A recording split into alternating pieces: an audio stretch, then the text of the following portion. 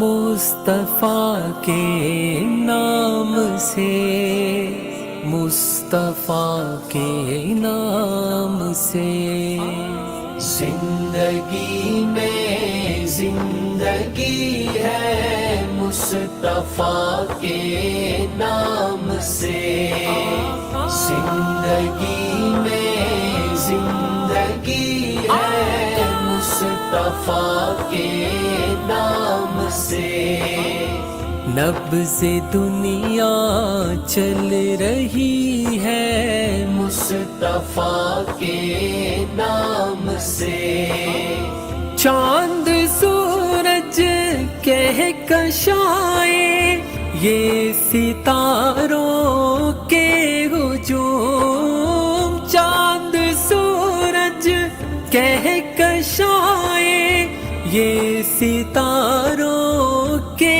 ہجوم، روشنی ہی روشنی ہے مصطفیٰ کے نام سے، زندگی میں زندگی ہے مصطفیٰ کے نام سے، اپنے تو بے شک ہوئے بہرے کرم سے فیض یاب، اپنے تو بے شک ہوئے بہرے کرم سے فیض یاب، غیر نے جھولی بھری ہے مصطفیٰ کے نام سے، زندگی میں زندگی ہے مصطفیٰ کے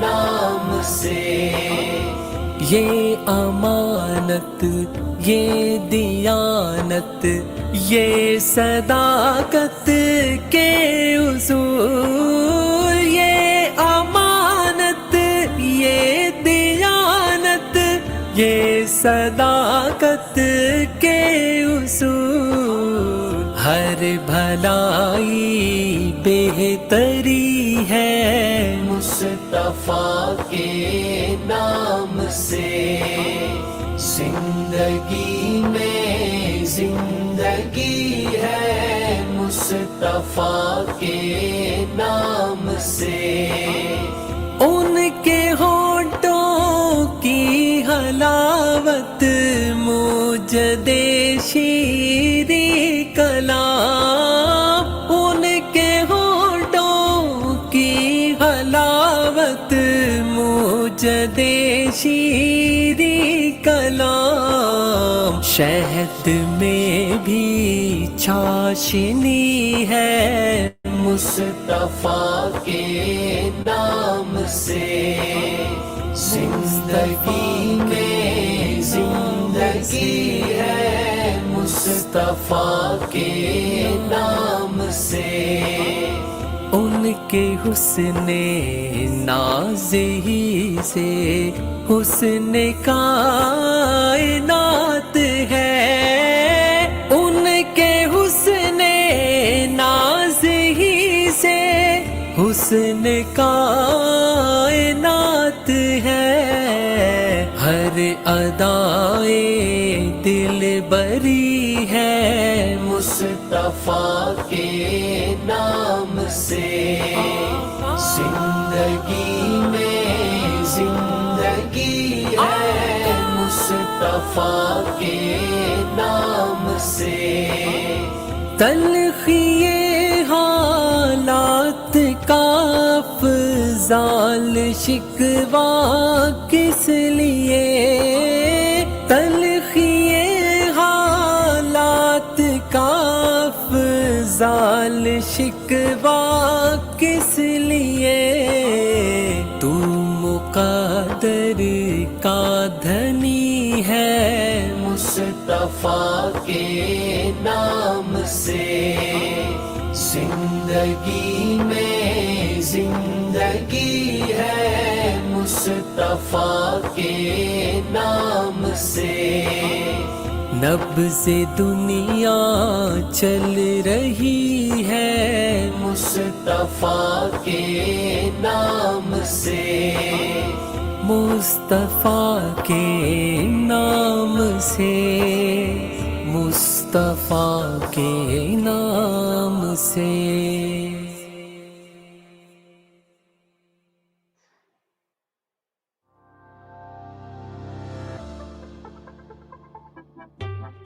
Today we're going to talk about our new tech history in Google Cloud Platform BigQuery offering, and I think it's interesting.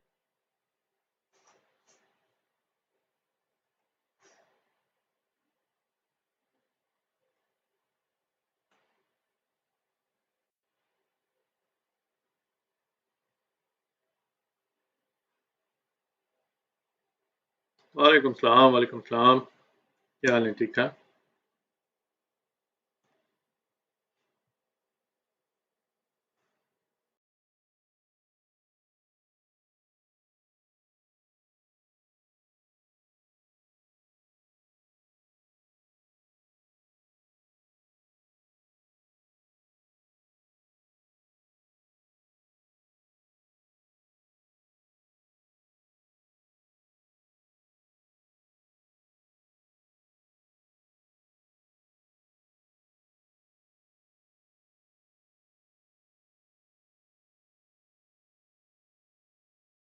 میرے اللہ اللہ میرے اللہ یا خدا یا خدا یا خدا یا خدا، میری قسمت کا میرے خدا تو اگر دور کر دے اندھیرے۔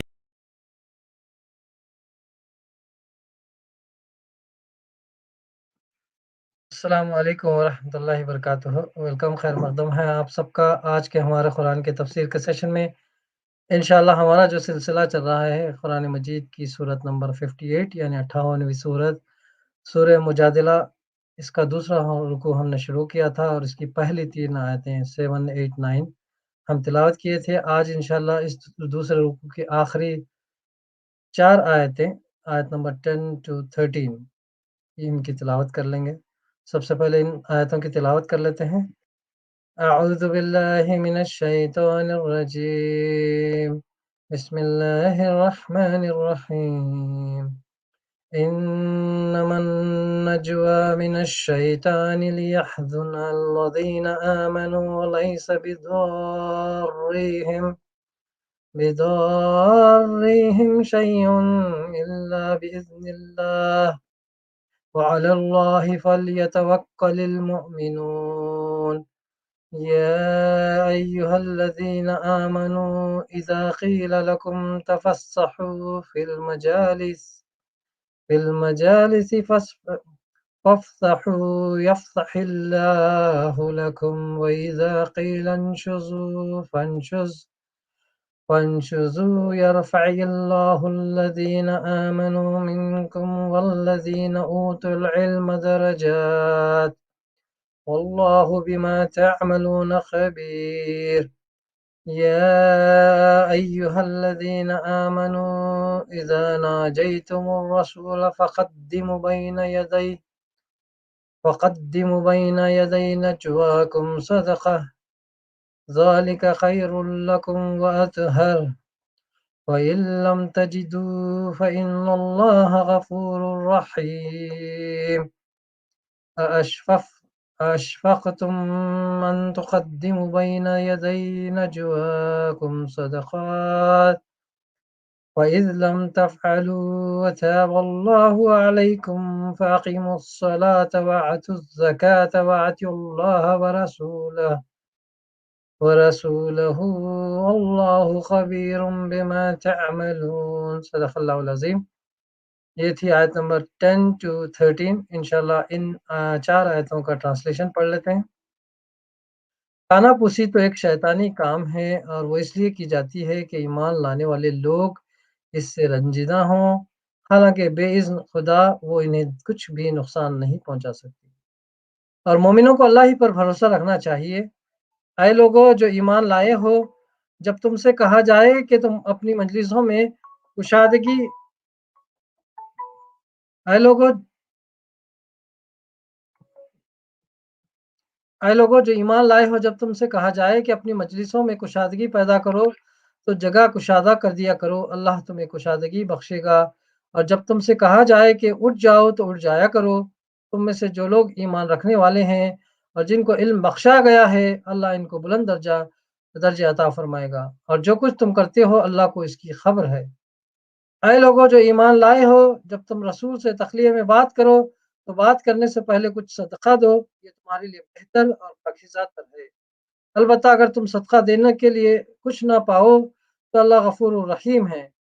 क्या तुम डर गए इस बात से कि तखलिये में गुफ्तगू करने से पहले तुम्हें सदकात देने होंगे? अच्छा, अगर तुम ऐसा ना करो और अल्लाह ने तुमको इससे माफ़ कर दिया तो नमाज कायम करते रहो, ज़कात देते रहो और अल्लाह और इसके रसूल की इताअत करते रहो। तुम जो कुछ करते हो, अल्लाह इससे बाखबर है। तो ये था ट्रांसलेशन आज की इन आयतों का। तो इंशाल्लाह इसकी तफसीर में जाने से क़बल थोड़ा सा रिकैप करते हैं कि पिछली 3 आयतों में हमने क्या पढ़ा था। अल्लाह रब्बुल इज़्ज़त ने यहाँ पर एक ऐसी बीमारी जो लोगों में कानाफूसी करने की, यानी कि 4 आदमी बैठे हों तो वो 2 आदमी एक दूसरे से कानाफूसी सरगोशियाँ करते हैं, या फिर उस वक़्त ख़ासकर मुनाफ़िकीन, यानी कि मक्के मदीने में बहुत से लोग इस्लाम कबूल किए थे, लेकिन उनके दिलों में इस्लाम अभी घुसा नहीं था। तो वो यहूदियों के यानी कि साज़िशों में आ जाते थे, और उनके दिलों में भी ये होता था कि नबी अकरम सल्लल्लाहु अलैहि वसल्लम ने आकर मदीने में अपनी धाक जमा ली, अपने लोग बसा लिए, तो किस तरह से नबी अकरम सल्लल्लाहु अलैहि वसल्लम को ज़ग दें, इसके लिए वो लोग हमेशा से नबी अकरम सल्लल्लाहु अलैहि वसल्लम और इनके साथियों के बारे में सरगोशियाँ करते थे, बुराइयाँ करते थे, कभी अच्छाई की बात नहीं करते थे। तब अल्लाह रब्बुल इज़्ज़त ने इन नबी अकरम सल्लल्लाहु अलैहि वसल्लम को पता चलता था कि ये लोग ऐसा करते हैं, लेकिन आप सल्लल्लाहु अलैहि वसल्लम उनको अभी यानी कि बर्दाश्त करते थे। अल्लाह ताला ने यहाँ पे क्लियर कट यहाँ पे अहकाम उतार दिए हैं कि जो लोग भी सरगोशियाँ करते हैं, अपने नबी के खिलाफ बुराइयाँ करते हैं, अल्लाह उससे बाखबर है, अल्लाह उनका बदला लेगा। और अल्लाह ताला ने यानी कि मोमिनीन को भी, यानी जो मुसलमान थे, उनको भी ये बताया कि देखो, अगर तुम 3 आदमी हो तो चौथा अल्लाह, 5 आदमी हो तो छठा अल्लाह। यानी कि तुम कुछ भी सरगोशी करो, कुछ भी करो, अल्लाह से ये बात छुपी ना रहेगी। तो और अखलाक यही है, आदाब यही है कि अगर 4 आदमी बैठे हैं तो 2 आदमी एक दूसरे के साथ सरगोशी ना करें, या 3 आदमी बैठे हैं, 2 आदमी एक दूसरे के कान में बात ना करें ताकि तीसरे आदमी को बुरा लगे, या किसी की तरफ इशारा करके ना बात करें। और फिर जब 3 आदमी होते हैं तो ऐसी लैंग्वेज में गुफ्तगू करें। नबी का यानी कि ये भी आदाब में है कि ऐसी लैंग्वेज में गुफ्तगू करें जो तीनों को मालूम हो, तीनों जानते हों। ऐसा ना हो कि आप दोनों ऐसी लैंग्वेज में बात करते हो जो तीसरा ना जानता हो, तो फिर उस तीसरे आदमी को इससे यानी कि पशिमानी होगी, शर्मिंदगी होगी। तो अल्लाह ताला ने ये अहकाम दिए थे, और उसी यानी कि अहकामात का, उसी चीज़ का अल्लाह ताला ने कंटिन्यूएशन इन आयतों में भी बयान किया है, तो इंशाल्लाह इसको भी पढ़ लेते हैं। कानाफूसी तो एक शैतानी काम है, और वो इसलिए की जाती है कि ईमान लाने वाले लोग इससे रंजीदा हों। हालाँकि बेइज़्न खुदा वो इन्हें कुछ भी नहीं नुकसान पहुँचा सकती, और मोमिनों को अल्लाह ही पर भरोसा रखना चाहिए। ये बात इसलिए फरमाई गई है कि अगर किसी मुसलमान को कुछ लोगों की सरगोशियाँ देखकर ये शुबा भी हो जाए कि वो इसी के खिलाफ की जा रही हैं, तब भी इससे इतना रंजीदा ना होना चाहिए कि महज शुबे पर कोई जवाबी कार्रवाई करने की फ़िक्र में पड़ जाए। क्या अपने दिल में इस पर कोई गम या कीना या गैर मामूली परेशानी परवरिश करने लगे। इसको ये समझना चाहिए कि अल्लाह के इज़्न के बगैर कोई इसका कुछ नहीं बिगाड़ सकता। ये एतमाद इसके क़ल्ब में ऐसी क़ुव्वत पैदा कर देगा कि बहुत से फ़ुज़ूल अंदेशों और ख़याली ख़तरों से इसको नजात मिल जाएगी, और वो इशरार को इनके हाल पर छोड़कर पूरे इत्मीनान व सुकून के साथ अपने काम में लगा रहेगा। अल्लाह पर तवक्कुल करने वाला मोमिन न थरोटला होता है कि हर अंदेशे व गुमान इसके सुकून को गारत कर दे, ना कम ज़र्फ़ होता है कि गलत कार लोगों के मुकाबले में आपे से बाहर होकर खुद भी खिलाफ इंसाफ हरकतें करने लगे। ऐ लोगो जो ईमान लाए हो, जब तुमसे कहा जाए कि अपनी मजलिसों में कुशादगी पैदा करो तो जगह कुशादा कर दिया करो, अल्लाह तुम्हें कुशादगी बख्शेगा। इसकी तशरीह सूरह के दिबाचे में भी की जा चुकी है। बाज़ मुफस्सिरीन ने इस हुक्म को सिर्फ नबी सल्लल्लाहु अलैहि वसल्लम की मजलिस तक महदूद समझा है, لیکن جیسا کہ امام مالک نے فرمایا ہے، صحیح بات یہ ہے کہ مسلمانوں کی تمام مجلسوں کے لیے یہ ایک عام ہدایت ہے۔ اللہ اور اس کے رسول صلی اللہ علیہ وسلم نے اہل اسلام کو جو آداب سکھائے ہیں، ان میں سے ایک بات یہ بھی ہے کہ جب کسی مجلس میں پہلے سے کچھ لوگ بیٹھے ہوں اور بعد میں مزید کچھ لوگ آئیں تو یہ تہذیب پہلے سے بیٹھے ہوئے لوگوں میں ہونی چاہیے کہ وہ خود نئے آنے والے لوگوں کو جگہ دیں اور حتی الامکان کچھ سکڑ اور سمیٹ کر ان کے لیے کچھ آدمی پیدا کریں، اور اتنی شائستگی بات کے آنے والوں میں ہونی چاہیے کہ وہ زبردستی ان کے اندر نہ گھسیں اور کوئی شخص کسی کو اٹھا کر اس کی جگہ بیٹھنے کی کوشش نہ کرے۔ حدیث میں حضرت عبداللہ بن عمر رضی اللہ عنہ اور حضرت ابو ہریرہ رضی اللہ عنہ کی روایت ہے کہ نبی صلی اللہ علیہ وسلم نے فرمایا، کوئی شخص کسی کو اٹھا کر اس کی جگہ نہ بیٹھے بلکہ تم لوگ خود دوسروں کے لیے جگہ کشادہ کرو۔ مسند احمد، بخاری، مسلم۔ اور حضرت عبداللہ بن عمر بن عاص کی روایت ہے کہ حضور صلی اللہ علیہ وسلم نے فرمایا، کسی شخص کے لیے یہ حلال نہیں ہے کہ دو آدمیوں کے درمیان ان کی اجازت کے بغیر دھس جائے، یعنی مسند احمد، ابو داؤد، ترمذی۔ اور جب تم سے کہا جائے کہ اٹھ جاؤ تو اٹھ جایا کرو۔ عبد الرحمن بن زید بن اسلم کا بیان ہے کہ لوگ نبی صلی اللہ علیہ وسلم کی مجلس میں دیر تک بیٹھے رہتے تھے اور ان کی کوشش یہ ہوتی تھی کہ آخر وقت تک بیٹھے رہیں۔ اس سے بسا اوقات حضور صلی اللہ علیہ وسلم کو تکلیف ہوتی تھی، آپ کے آرام میں بھی خلل پڑتا تھا اور آپ صلی اللہ علیہ وسلم کے کاموں کا بھی حرج ہوتا تھا۔ اس پر یہ حکم نازل ہوا کہ جب تم لوگوں سے کہا جائے کہ اٹھ جاؤ تو اٹھ جاؤ۔ ابن جریر و ابن کثیر۔ تم میں سے جو لوگ ایمان رکھنے والے ہیں اور جن کو علم بخشا گیا ہے، اللہ ان کو بلند درجہ عطا فرمائے گا۔ یعنی یہ نہ سمجھو کہ رسول اللہ صلی اللہ علیہ وسلم کی مجلس میں دوسروں کو جگہ دینے کی خاطر اگر تم آپ سے کچھ دور جا بیٹھے تو تمہارا درجہ گر گیا، یا اگر مجلس برخاست کر کے تمہیں اٹھ جانے کے لیے کہا گیا تو تمہاری کچھ ذلت ہو گئی۔ رفع درجات کا اصل ذریعہ ایمان اور علم ہے، نہ یہ کہ کسی کو مجلس میں رسول اللہ صلی اللہ علیہ وسلم کے قریب بیٹھنے کا موقع ملا اور کون زیادہ دیر تک آپ کے پاس بیٹھا۔ کوئی شخص اگر آپ کے قریب بیٹھ گیا ہو تو اس کے معنی یہ نہیں کہ اسے بڑا مرتبہ مل گیا، بڑا مرتبہ تو اسی کا ہے رہے گا جس نے ایمان اور علم کی دولت زیادہ پائی۔ اسی طرح کسی شخص نے اگر زیادہ دیر تک بیٹھ کر اللہ کے رسول کو تکلیف دی تو اس نے الٹا جہالت کا کام کیا۔ اس کے درجے میں محض یہ بات کوئی اضافہ نہ کر دے گی کہ اسے دیر تک آپ کے پاس بیٹھنے کا موقع ملا۔ اس سے بدرجہ زیادہ بلند مرتبہ اللہ کے ہاں اس کا ہے جس نے آپ کی صحبت سے ایمان اور علم کا سرمایہ حاصل کیا اور وہ اخلاق سیکھے جو ایک مومن میں ہونی چاہیے۔ اور جو کچھ تم کرتے ہو اللہ کو اس کی خبر ہے۔ اے لوگوں جو ایمان لائے ہو، جب تم رسول سے تخلیہ میں بات کرو تو بات کرنے سے پہلے کچھ صدقہ دے دو۔ حضرت عبداللہ بن عباس رضی اللہ عنہ اس حکم کی وجہ یہ بیان کرتے ہیں کہ مسلمان رسول اللہ صلی اللہ علیہ وسلم سے بہت زیادہ باتیں انہیں تخلیق کی درخواست کر کے پوچھنے لگے تھے، حتیٰ کہ انہوں نے حضور صلی اللہ علیہ وسلم کو تنگ کر دیا۔ آخرکار اللہ تعالیٰ نے یہ چاہا کہ اپنے نبی پر سے یہ بوجھ ہلکا کر دے۔ زید بن اسلم کہتے ہیں کہ نبی صلی اللہ علیہ وسلم سے جو شخص بھی علیحدگی میں بات کرنے کی درخواست کرتا، آپ اسے رد نہ فرماتے تھے۔ جس کا جی چاہتا آ کر عرض کرتا کہ میں ذرا الگ بات کرنا چاہتا ہوں، اور آپ اسے موقع دے دیتے۔ یہاں تک کہ بہت سے لوگ ایسے معاملات میں بھی آپ کو تکلیف دینے لگے جن میں الگ بات کرنے کی کوئی حاجت نہ ہوتی۔ زمانہ وہ تھا جس میں سارا عرب مدینے کے خلاف برسر جنگ تھا۔ بعض اوقات کسی شخص کی اس طرح کی سرگوشی کے بعد شیطان لوگوں کے کان میں یہ پھونک دیتا تھا کہ یہ فلاں قبیلے کے حملہ آور ہونے کی خبر لایا تھا، اور اس سے مدینے میں افواہوں کا بازار گرم ہو جاتا تھا۔ دوسری طرف لوگوں کی اس حرکت کی وجہ سے منافقین کو یہ کہنے کا موقع مل جاتا تھا کہ محمد صلی اللہ علیہ وسلم تو کانوں کے کچے ہیں، ہر ایک کی سن لیتے ہیں۔ ان وجہ سے اللہ تعالیٰ نے یہ پابندی لگا دی کہ جو آپ سے خلوت میں بات کرنا چاہے وہ پہلے صدقہ دے۔ قتادہ کہتے ہیں کہ دوسروں پر اپنی بڑائی جتانے کے لیے بھی بعض لوگ حضور صلی اللہ علیہ وسلم سے خلوت میں بات کرتے تھے۔ حضرت علی رضی اللہ عنہ فرماتے ہیں کہ جب یہ حکم آیا تو حضور صلی اللہ علیہ وسلم نے مجھ سے پوچھا کتنا صدقہ مقرر کیا جائے؟ کیا 1 دینار؟ میں نے عرض کیا یا کیا یہ لوگوں کی مقدرت سے زیادہ ہے؟ آپ نے فرمایا نصف دینار۔ میں نے عرض کیا لوگ اس کی مقدرت بھی نہیں رکھتے؟ فرمایا پھر کتنا؟ میں نے عرض کیا بس 1 جو برابر سونا۔ فرمایا یعنی تم نے تو بڑی کم مقدار کا مشورہ دیا۔ ابن جریر، ترمذی، مسند ابو لیلہ۔ ایک دوسری روایت میں حضرت علی رضی اللہ عنہ فرماتے ہیں قرآن کی ایک ایسی آیت ہے جس پر میرے سوا کسی نے عمل نہیں کیا، اس کے حکم کے آتے ہی میں نے صدقہ پیش کیا اور ایک مسئلہ آپ سے پوچھ لیا۔ ابن جریر، حاکم، ابن المنذر، عبد المن حمید۔ یہ تمہارے لیے بہتر اور پاکیزہ تر ہے، البتہ اگر تم صدقہ دینے کے لیے کچھ نہ پاؤ تو اللہ غفور الرحیم ہے۔ کیا تم ڈر گئے اس بات سے کہ تکلیف میں گفتگو کرنے سے پہلے تمہیں صدقات دینے ہوں گے؟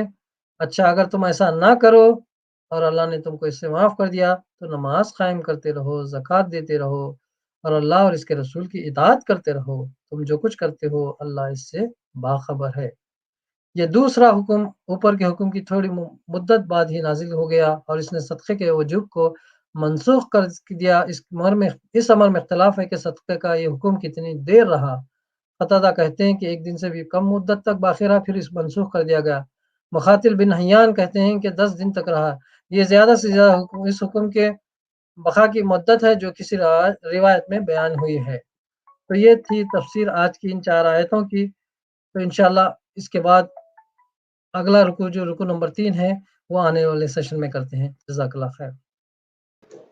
जज़ाकल्लाह खैर निज़ाम भाई, अस्सलाम वालेकुम। वालेकुम अस्सलाम रहमतुल्लाहि व बरकातहू। कैसे हैं? खैरियत से हैं? अल्हम्दुलिल्लाह, अल्लाह का एहसान है। आप अल्हम्दुलिल्लाह। सुनाएँ? बस अल्लाह का शुक्र है। देखिए एक और हफ्ता खैरियत से गुजर गया, अब कब तक ये अल्हम्दुलिल्लाह, चलता है बस अल्लाह का एहसान है। वायरस जी, के चक्कर, ये ऐसे ही अल्हम्दुलिल्लाह। चलते ही चला जा रहा है फिलहाल। जी, आप सुनाएं, अल्हम्दुलिल्लाह। अपने अनस सादत ठीक ठाक हैं सब? जी, जी, अल्हम्दुलिल्लाह, अल्लाह का एहसान है। अल्हम्दुलिल्लाह अल्हम्दुलिल्लाह। स्कूल चलें फिर कल उनके स्टार्ट हो गए हैं, अच्छा स्कूल स्कूल जा अब तो रहे हैं। हाँ 8 मार्च से तब तो स्कूल बिल्कुल, दोबारा बिल्कुल। शुरू हो गए होंगे वहाँ जी, पे। जी। हाँ, चलिए अच्छा इंशाअल्लाह मुलाकात होती है। चलें इंशाल्लाह फिर अस्सलाम कल वालेकुम। मुलाकात करते हैं। जूनियर रोहान बैठे हुए हैं। अस्सलाम वालेकुम। हाँ जी भी पहुंचे हुए सलाम करना। माशाअल्लाह। वालेकुम अस्सलाम रहमतुल्लाहि व बरकातहू। माशाअल्लाह आज का प्रोग्राम आप करेंगे। क्या आज आप प्रोग्राम कर रहे हैं बिल्कुल, इंशाअल्लाह, चलें इंशाल्लाह मुलाकात होती है इंशाअल्लाह। फिर। अस्सलाम अस्सलाम वालेकुम वालेकुम। अस्सलाम वालेकुम। वालेकुम अस्सलाम रहमतुल्लाहि। Right, Jazakallah khair. Hope everyone is doing well. It's me, Rohan bin Shams, and Yusuf Rohan Shams today in the show. And as we normally do, every um, every Friday, we come up and we discuss the roundup of some of the top news activity, some of the leading things that are happening across the world, and some of the upcoming news elements that are going to impact in the coming week as well. And I think the biggest story this week has been obviously about the shortages of coronavirus vaccine. And this is a very interesting area and element if you think about it. Because vaccine is obviously seen as the key element that is potentially marked as bringing back a degree of normality across the whole world. But unfortunately, not only in UK or US, there is a slight concern globally now that we are going to see shortages of these vaccines coming through. Now, one of the reasons that has been put together as these shortages coming through is that the production in India is greatly hampered at the moment. Now, Indian producers are saying that the production is greatly hampered because of the export bans by United States. So they're saying that every kind of issue with the vaccination is linked to the ban by United States and exporting of certain ingredients that are required to create these vaccines. But now this is becoming a major challenge. Across the world, India is one of the major suppliers of vaccine. And with the raw materials shortages that India is facing, it is going to be a major issue of how we are going to see the vaccine demand being met by the supply from across the world. Obviously, I think there are obviously already so many challenges that have been surfaced about the delivery of vaccine to more developing countries. There have been questions about beyond Europe, beyond United States, how many developing countries will have fair access to the vaccines, which is already a major issue. But now, even in the developed countries, we are seeing a certain degree of supply not being met by, certain degree of demand not being met by supply. While equally, I think, unfortunately, across in Europe, there seems to be a third degree of the kind of wave of coronavirus coming back. Germany, Italy, Spain, all the countries are seeing resurgence of the number of new cases coming through. And this is quite alarming in the sense that Spain and Italy in some areas had to implement lockdowns again across much of Europe. And literally on the cusp of Easter holidays in much of Northern Hemisphere, and especially in Europe, this is one of the major issues and challenges that people will be facing in Europe, that certain degree of new restrictions will be brought in that will make life slightly more difficult. And the general road or path to normal life or normal lifestyle that people were expecting is potentially something that is going to be further away in that instance. So it's going to be interesting. And especially I think one thing that has been quite in a way problematic has been the Oxford AstraZeneca vaccine that has been reported to cause some degree of blood clots in the brain of different people that have been vaccinated with the Oxford AstraZeneca vaccine. And obviously the numbers are relatively very small, as you would imagine, that it is obviously on a very small scale that many people have had any major side effects. But as a caution, it has again alarmed different people who are unwilling to take the vaccine itself. And obviously, I think it has raised concerns with the people who were previously unsure about taking the vaccine. Prime Minister Boris Johnson today received his vaccination again. And it was interesting that he's been reported to feel completely fine and safe in terms of saying that he's well, he's okay, he's been vaccinated, he took the Oxford AstraZeneca vaccine, and it is reported that there hasn't been any major side effect at all, or any side effect so far, which is obviously a good news because that's going to give a bit of an increased assurance to the people who were thinking of the vaccine as being something unsafe in the near future, and hopefully encourage few more people to take on the vaccine as well. So it's again changing, the scenario is updating, and we have to keep an eye out on how things shape up going forward as well. I think one more interesting thing, obviously, that happened in Tanzania quite recently. John Magufuli, who was the president, passed away a few days ago in Tanzania. And for the first time in the history of Tanzania, a lady, Samia Suluhu Hassan, became the president of Tanzania. As the 61-year-old, she became the first female president of Tanzania, and actually first female leader in one of the Eastern African countries who's a woman. Obviously, she was elected as the deputy of John Magufuli, who passed away as the president of Tanzania, and hence as the deputy of John Magufuli, she took on the oath of the president with the Chief Justice of Tanzania, becoming the next president of Tanzania. She was obviously given a 21-gun salute, and she inspected the parade, as the general practice is with any new incoming president, and she will be in the State House of Tanzania as the new president of the country.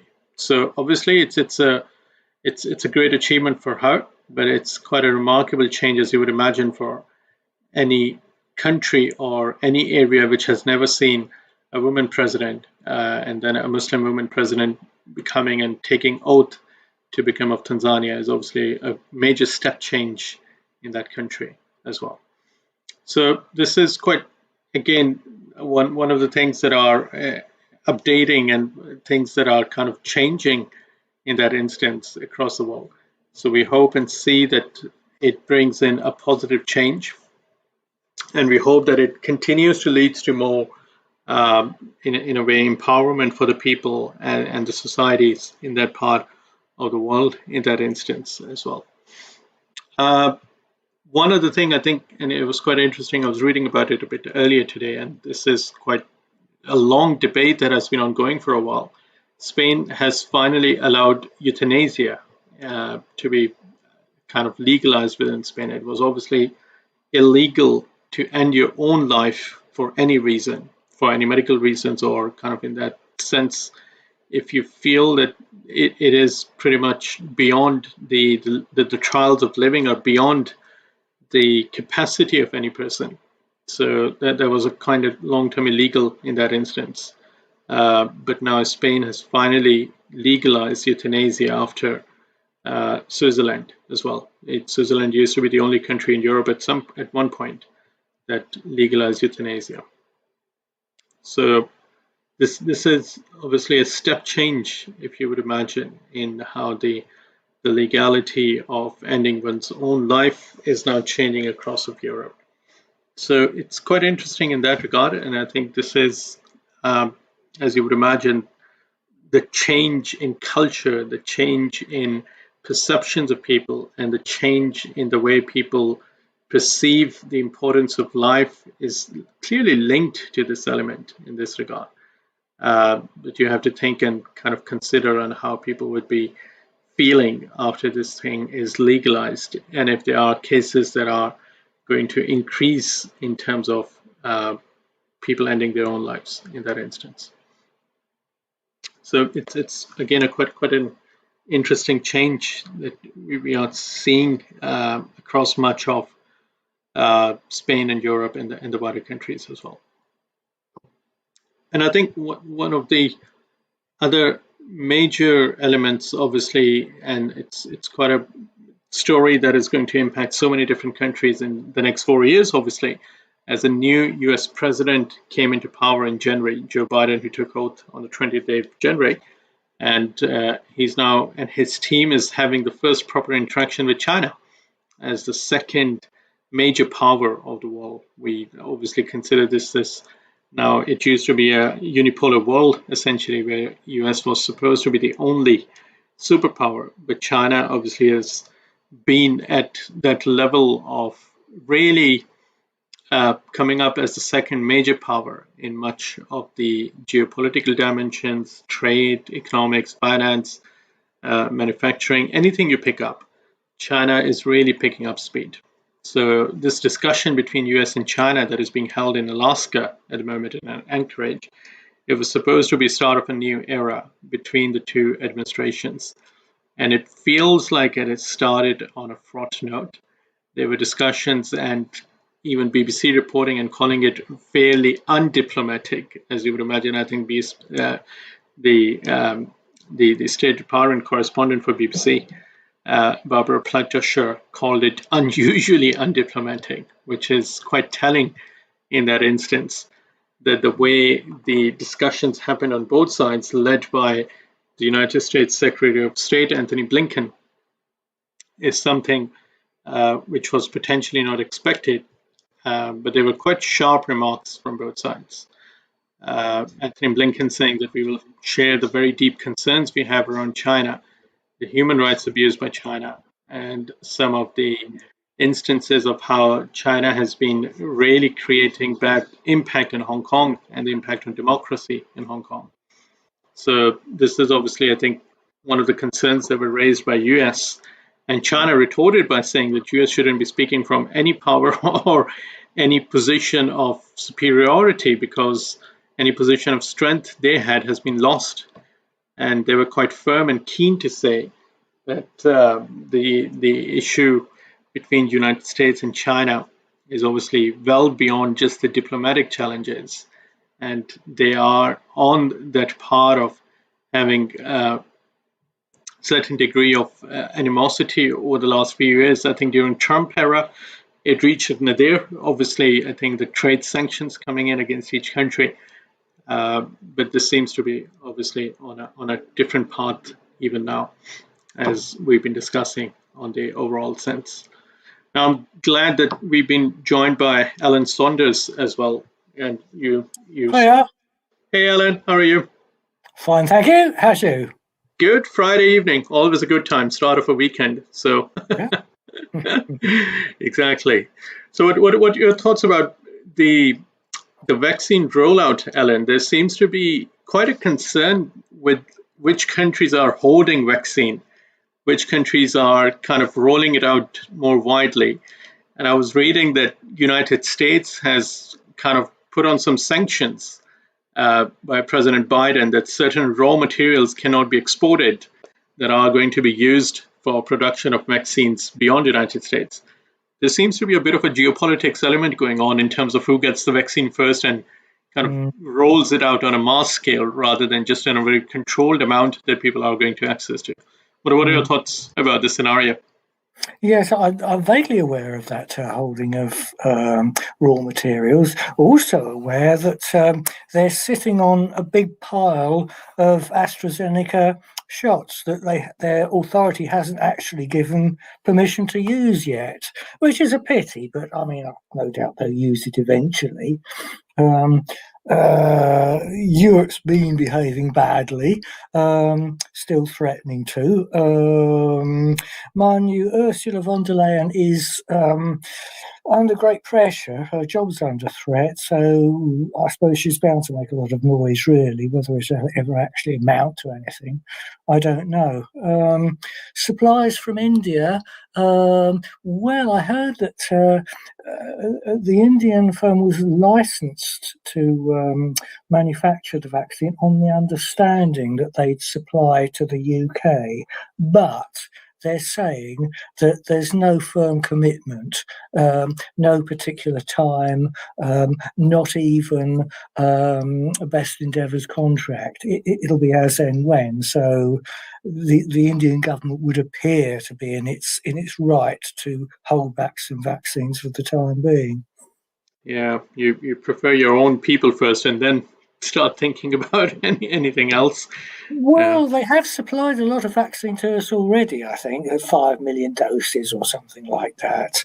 And because they're in so much trouble now and they need the supplies themselves, they're holding back. And just as with the AstraZeneca supplies contracted to Europe,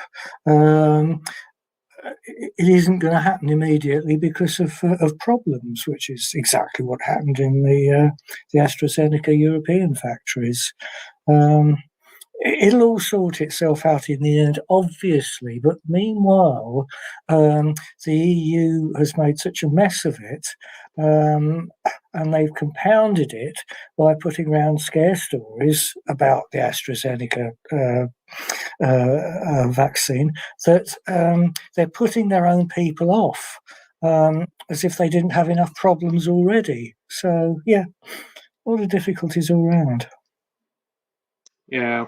And but I think, and I was also reading about this now third wave kind of restarting in Europe. I think Italy has gone down in a lockdown. There seems to be some added number of cases coming through in France. In Germany, I was actually reading, surprisingly, they controlled it very nicely within the first phases, but it seems to be that the third wave is really hitting Europe hard this time around.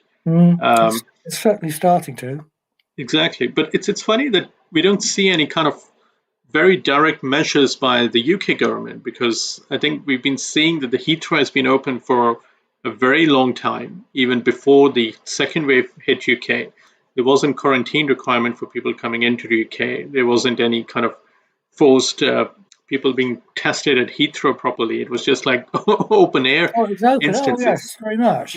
Yeah. But I think that's going on now. I mean, as far as I'm aware, everybody has to quarantine for now it has changed, yeah. But does it seems to be any impact by the UK government that, okay, Europe is now going into a third phase or third wave again, and we should really be controlling people coming in from Europe for now as well, and then kind of making sure that tests are negative and all that sort of stuff. It's just very business as usual, as they call it, without any major concern. Really? I didn't realise that was the case. It's only from certain red-listed countries, is it? Yeah. I think because, for example, when South Africa came up with a variant, they were very quick to say that, okay, people traveling from South Africa should be held into quarantine, or you have negative tests and this and that. But it doesn't seem to be the case with Europe at the moment. And it might be something political, as we know. It could be because Europe is now getting the so-called Kent variant. And so Europeans would just be re-importing the variant that was first detected here didn't necessarily start in Kent, but it was first detected here anyway. So perhaps the theory is that we're used to dealing with that, and our lockdown measures and our vaccination program are dealing with it. So perhaps the European countries' third wave isn't seen as much as a threat as it otherwise would be. What about the SALMAN report, Alan? I don't know if you're following the stuff happening in Scotland now. I think it seems like Nicola Sturgeon's government is pretty much on crutches now with all the leaks and reports and everything else coming, but she's sticking it through still. It doesn't seem like she wants to go away. Well, they're certainly in trouble, but the committee found against her on purely party lines.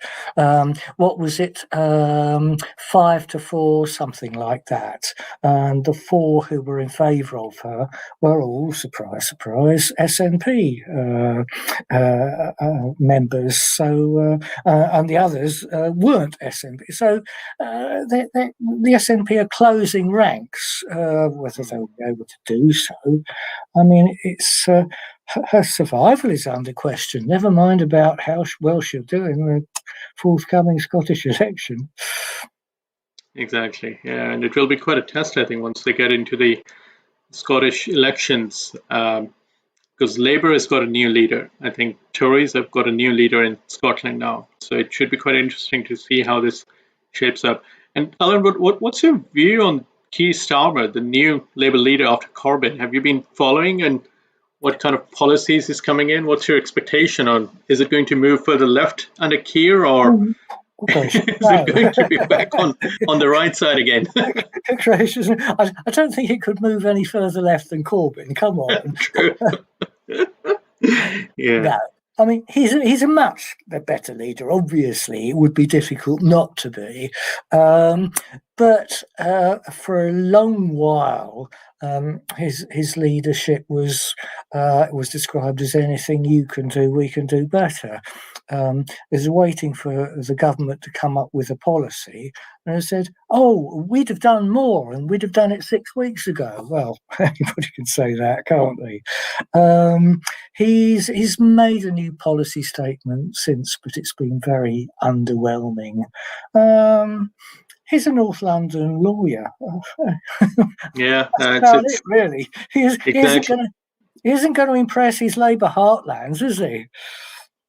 That's a major thing, I think, and probably it's for Labour. It feels like they are pretty much 2 elections behind from Tories now. Essentially, it feels like they are going to be pretty much out of power for a while. So let's see how that shapes up. Yeah. I mean, they've had that before, of course, and the only way they recovered was by having a very much middle of the road appearing character called Tony Blair. And given that the Tory government was on its knees anyway at the time, begging to be de-elected, I mean, no wonder he won by a landslide. But Labour's got nothing to offer at the moment, I don't think. And it seems like Liberal Democrats, I don't even know who their leader is at the moment. Does anybody? A bit of a musical chair going on with different people, so I don't know where they've settled now, actually. And what about these UKIP Brexit party? It seems to be, after Brexit, Nigel Farage and the crew, they seem to have just disappeared off the scene in a way, isn't it? It's just like, where are they now? Yeah, I think he's once again said he's going to quit politics. I mean, he's said that before. He's retired as many times as Frank Sinatra did, but he's announced recently that he's going to quit. His latest venture having not really found a purpose. In fact, I can't even remember what his latest venture was. He was head of anti-lockdown, I think it was, wasn't it? Yeah, that's right. Yeah. Anything to keep him in media, probably. That was the idea. No, brilliant. Thanks a lot, Ellen. Thanks a lot for joining again. Let's continue with Friday chats, just chit chat and see if anything is happening interestingly across the week. So let's see what next week throws at us, and then we'll continue our chat next Friday. Speak to you then. Great. Thanks a lot, Ellen. Speak to you soon. Great. So that was our friend Ellen Saunders chatting about some of the local issues and how different politics are shaping up in UK. Always a very different perspective Ellen brings in with his hat on of different political experiences over the last 3 to 4 decades that he's been following. So always remains very interesting. So yeah, I think let's call it a day today. Hope you've enjoyed the interaction and the show and the discussions. And please do provide us with the feedback. If you have any questions, anything that you want to clarify, or anything you want to show or see more, then obviously do point it out, and we will endeavor to bring it across with all of you as viewers, and making sure that we can interact as much as possible. We will inshallah continue with Saturday, our usual program, as a discussion on different books based by Maulana Maududi. And on Sunday, again, we will continue with the discussions on the marriage front and homemaking and family issues in that regards, and then continue our cycle from Monday onwards. So, Jazakallah khair for watching, and we'll inshallah see you all in coming week. Jazakallah khair. Assalamu alaikum wa rahmatullahi wa barakatuh.